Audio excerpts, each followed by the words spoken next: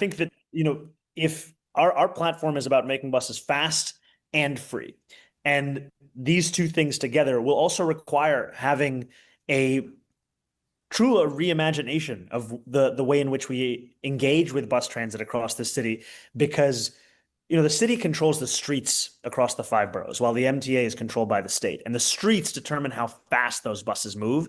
And that's a Yes. question of busways, bus lanes, bus prioritization signals. That is critically important. And I'm very excited to be building a coalition that finally looks at that as it should be, which is political decisions. One of the things I find myself wanting to tell my audience as we talk is, even if you and I have differences in terms of political and economic philosophies, which we do, one of the things that I think we have to do in this country is, if voters have decided they want to try something, we get to try it, and then we measure and we evaluate. And so for all of this stuff about, listen, I think there are some divisions on the left right now.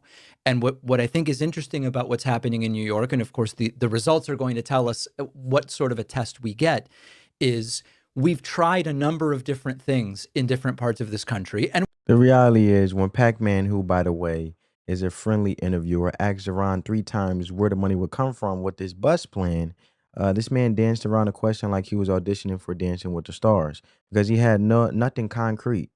It was all buzzwords and idealism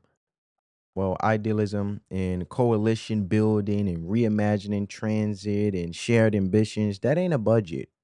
That's a TED Talk. About 2%. He can't do that on his own. You've previously said that you wouldn't be raising taxes. Have you reconsidered that stance? No, I would say one energetic rally does not get me to change my positions, I assure you.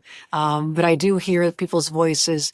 I process what everybody says, but I'm also have to balance governing this state and making sure that those people who are actually the reason we have a generous, supportive budget that helps lift people up, it's their revenues that we tax. Crazy, because she started throwing out the math. She's like, look, 1.5% of New Yorkers, mostly rich folks, are paying 33% of the entire state budget. Bro, 1.5%, carrying a third of the entire bag. That's wild. So imagine if you and 66 of your homies go out to eat, and one person is covering third of the bill every time, but then y'all start talking about charging him even more just because he got it. Of course he's going to dip. He's going to be like, yo, I'm not picking up y'all brunch tabs forever. I'm moving to Florida.